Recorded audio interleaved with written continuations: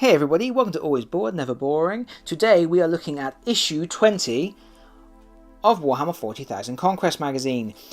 Today I have thought ahead and I have already removed the magazine from its plastic packaging so anybody listening on headphones doesn't go deaf. This is the sprue that comes with issue 20.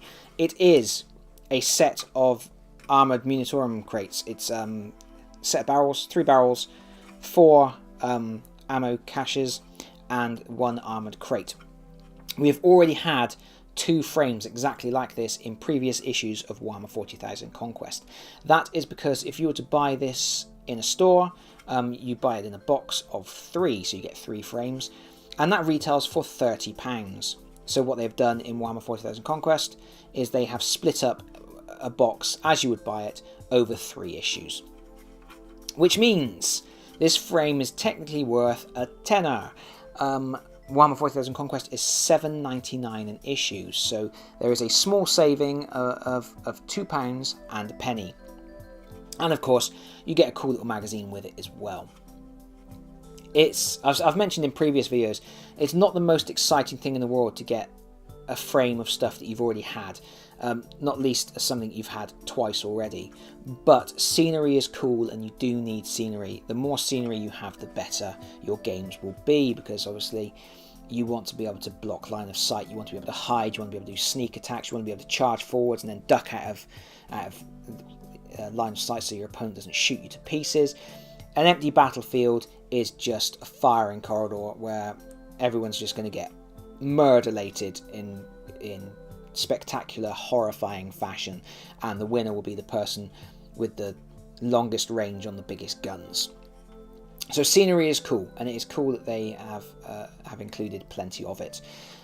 This being issue 20, this is the end of... It's almost like the end of the first wave of Warhammer 40,000 Conquest, because from issue 21, they've said in the previous magazine that the battle will be moving to a larger battle map, which they've also included with the previous issue. So this sort of completes the set of terrain that you need to create the cargo hold on which all of the tutorial scenarios are played out. So it does represent sort of a completion of a set, if you will, a completion of the set of the first 20 issues, which is quite neat. It's almost like at this point, if you don't feel like continuing with your subscription, you've already got some cool terrain, 2 small skirmish forces, and you've learned how to play. So you could effectively sort of cancel at this point and feel like it's a job done well. But obviously, it's worth staying with the magazine if you're seeing value in it, and I am still seeing value in this magazine. But yeah, there you go. That is the frame. That is the frame of stuff with this issue. I don't have much more to say about that, so we're going to cut straight to the chase and have a look at the magazine. Issue 20. What have we got? More stuff about chapters and things like that. There's always a cool bit of fluff in these magazines, which is nice. Good to have this stuff, especially if the Warhammer 40,000 universe, galaxy, whatever you want to call it, can be quite a bamboozling, daunting place. There's a lot of... It's had many years to evolve. It's had many years of world building, if I can get my words out, and it's nice to have a magazine that kind of breaks it down and dishes it out in small chunks to help you get up to speed on what's going on.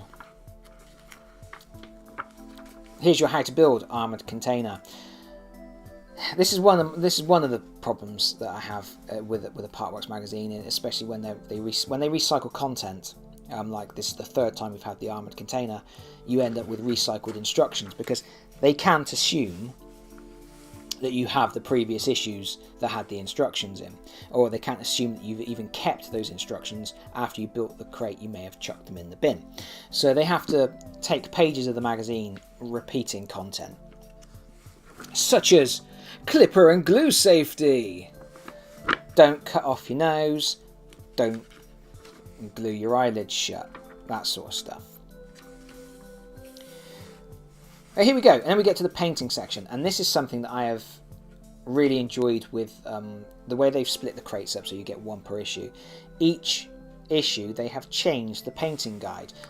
The first armoured container they painted black, the second armoured container was blue, and now they're painting one red, which is quite cool. I might at some point, maybe I'll do a video following one of these painting guides, just to see how easy it is to get the finished look, because they go through a very simple process of, it's Mephiston red, then they're dry brushing with Bugman's Glow, and then they're using Leadbelcher on the metal bits, and then some Abaddon black on the metal bits, and then a little bit of gold, and you end up with that. It's very crisp, it looks like it's come straight from the factory. That's a freshly spray painted Munitorum container, but that's going to look pretty cool on the battlefield with very, very minimal effort. So maybe I'll do one. Maybe I'll do one on camera. Oh look, then they've just done more shading, Nuln Oil and Agrax Earthshade, just to knock the colour down a bit. That's good. But yeah, for reasons, they've used the same painting guide for the crates and the barrels each time. I would have liked to have seen them show some different colour schemes for the ammo crates and things, especially as I do not like this gold on green colour scheme that they've gone for the crates. It's not pleasant to me. But yeah, then there you go, there's the Promethean drums, and here's a picture showing what you've ended up with over the course of 3 issues of collecting these armoured crates, and that looks pretty cool, and that's quite a good selection of terrain. Yeah, it's not enough for bigger games, obviously, but at the point you're playing at now, the sort of skirmish level, that if you've been following through the magazine, that's a good amount of terrain, with some big elements that block line of sight, and some scatter, and things like that. So that is very cool. And then we've got a tutorial mission, Duel of Champions. This is, we've got Lord Falthius fighting against Lieutenant Calcius, which is quite cool. And Lord Falthius has his tainted cohort and some plague marines, whilst Lieutenant Calcius has the Primaris Librarian, some Hellblasters and Aggressors. That's a stomping ground, that is. That's a big bunch of beefy guys lumping on each other. Oh, and then we've got mention of Corvan 2, which is where the game is heading as we go into issue 21. See, here we go, Corvan 2 with the new battle mat, which they gave out in a previous issue. And that's it, that's the end of the magazine. Now, like I say, it's not the most exciting thing to get an issue where you've already had the same content in previous issues, but terrain is always cool. I'm a big fan of terrain, so I can't really complain about getting cool terrain. Let's have a look at what is coming next. Oh yeah, we knew. Some Reavers. We've already had Reavers in the past, and we're getting another unit of them. Those are easy build Reavers, but also we are getting a rules reference sheet. This rules reference sheet turns up in all of the Warhammer 40,000 starter sets, and it is the full core rules. We'll talk about that in the next video, but we'll talk about why that's a cool thing to include with issue 21. And then after that, in issue 22, we have Astro Granite textured paint and a medium base brush. Finally, you can finish your models by painting the bases. Yeah, I've never used textured paint before, funnily enough, believe it or not. In all the time I've been painting, I've always based miniatures using different methods, but I've never used textured paint, so I'm quite interested to give that a go myself. But again, we will talk about all of that another time. For now, this was issue 20 of Warhammer 40,000 Conquest. As always, I will put up some figures here which represent the running total.